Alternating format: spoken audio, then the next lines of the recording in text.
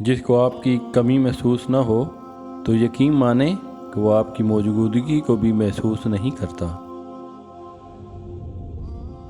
انسان کو ہمیشہ وہیں سے زندگی کا سب سے بڑا سبق ملتا ہے یہاں وہ پوری طرح مخلص ہوتا ہے۔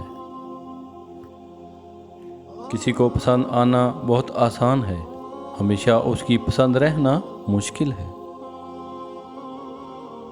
مشکل سے انسان کو نکالنے والی صرف اللہ کی ذات ہے۔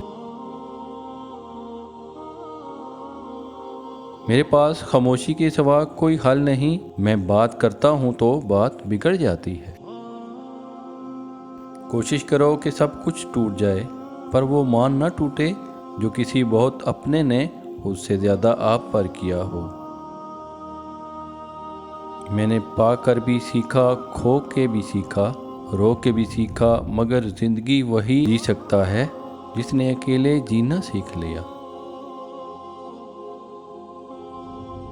جس چھاؤں سے عزت نفس زخمی ہو اس چھاؤں سے دھوپ ہی بہتر ہے۔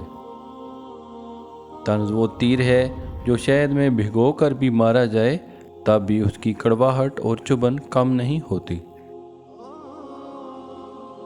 حقیقت کو قبول کر لو، ہمدردی کی ضرورت نہیں پڑے گی۔ رشتوں کو نبھاتے نبھاتے تھکاوٹ سی ہونے لگی۔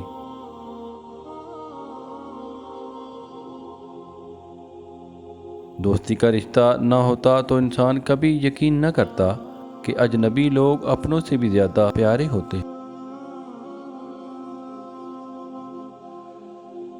مطلب پورا ہوتے ہی لہجے کڑوے ہونے لگتے ہیں۔ ہم کسی کو زبردستی اپنے لیے مخلص نہیں کر سکتے۔ آج کل ضرورتیں طے کرتی ہیں کہ لہجہ کتنی دیر میٹھا رکھنا ہے۔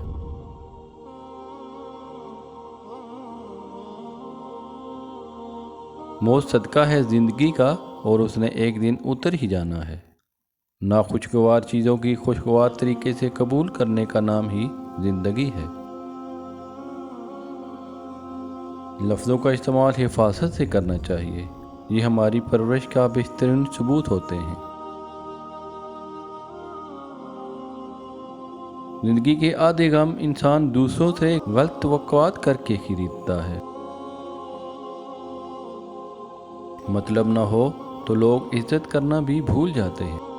سچا انسان ہمیشہ ظرف کا محتاج ہوتا ہے اور منافق انسان ہمیشہ مفاد کا محتاج ہوتا ہے۔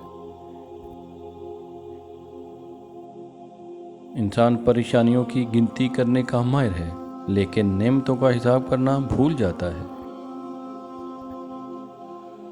بہترین پانے کے لیے بہترین بننا پڑتا ہے کیونکہ پاک تو پاکیزہ کو ہی ملتا ہے۔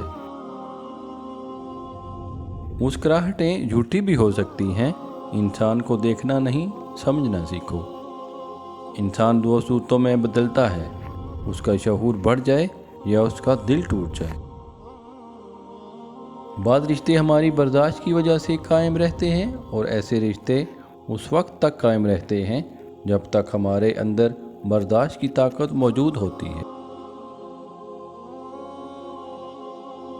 اصل وفائیں تو انسان کی غیر موجودگی میں ہوتی ہیں۔ لوگ تلخ باتیں کہنا اپنا حق سمجھتے ہیں اور ان پر فخر کرتے ہیں، لیکن دوسروں کی طرف سے تلخ باتیں سننے پر بھڑک اٹھتے۔ آنسو اتنی تکلیف دہ نہیں ہوتے جتنا انسان کو چھپانے کے لیے دی جانے والی مسکراہٹ۔ مطلب بہت وزنی ہوتا ہے، جب نکل جاتا ہے تو رشتے بے وزن ہو جاتے ہیں۔ خود کلامی کی عادت ڈال لیجئے، یہ طے ہے کہ چھوڑ دیے جاؤ گے۔ جب بول کر ہی احساس دلانا ہو تو گونگے بن جانا ہی بہتر ہے۔ افواہیں نفرت کرنے والے بناتے ہیں، احمق پھیلاتے ہیں اور بے وقوف ان پر یقین کرتے ہیں۔ ان تینوں میں سے کوئی بھی بننے کی کوشش نہ کریں۔ اس سے فرق نہیں پڑتا کہ آپ کتنے قیمتی، کتنے قابل اور کتنے اہم ہیں۔ اگر آپ ناقدروں کے ہاتھ لگے ہوئے ہیں تو آپ بیکار ہیں۔ اور پھر اللہ حقیقت دکھا دیتا ہے ہر رشتے کی، ہر محبت کی، اور فرماتا ہے بتا کون ہے تیرا میرے سوا۔ تکلیف دینے کے بعد جتائی گئی محبت اور نظر انداز کرنے کے بعد دی گئی اہمیت کوئی معنی نہیں رکھتی۔ فتح کرنے کے لیے جنگ ضروری تو نہیں، حسن اخلاق بھی انسان کو جھکا دیتا ہے۔ بعض اوقات دعائیں رب کے فیصلے نہیں بدلتی، مگر آپ کا دل بدل دیتی ہیں اور رب کے فیصلے کے مطابق کر دیتے۔ وقت، عزت اور اعتبار ایسے پرندے ہیں جو ایک بار اڑ جائیں تو دوبارہ واپس نہیں آتے۔ والدین کی دولت سے خریدی گئی خواہشیں ہی خوشی دیتی ہیں، اپنی کمائی سے تو انسان ضروریات پوری کرتے ہوئے ہی یہ بار بار سوچتا ہے۔ منزلیں کبھی کسی کے گھر جا کر حاضری نہیں دیتی، راستوں پر چلنے سے راستے نکل آتے۔ انقلاب ہمیشہ نوجوان لاتے ہیں، لیکن جس معاشرے کے نوجوان چمچہ گیری کی راہ پر چل پڑے وہاں انقلاب نہیں غلامی راج کرتی ہے۔ انسان کی زندگی کی سب سے بڑی کامیابی یہ ہے کہ وہ اپنی زندگی اس طرح گزارے کہ اس کے دل میں کسی کے لیے نفرت نہ ہو۔ مر جاؤ مگر ضمیر کا سودا ہرگز مت کرو، کیونکہ یہ تمہارا سودا نہیں، یہ نسلوں کا سودا ہے۔ ایک اچھا انسان کسی سے شکایت نہیں کرتا، وہ خامیاں تلاش نہیں کرتا۔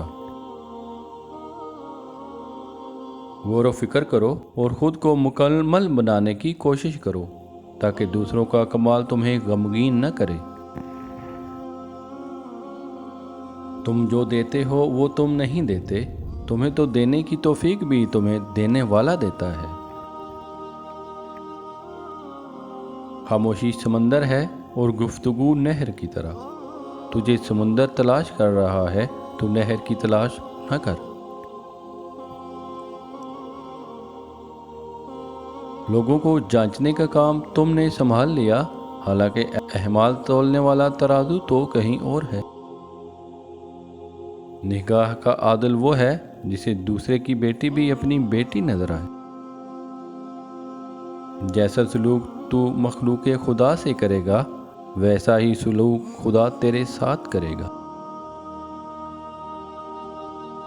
سچا عاشق اپنے دل کے درد سے ثابت ہوتا ہے، دل کی بیماری جیسی کوئی بیماری نہیں ہے۔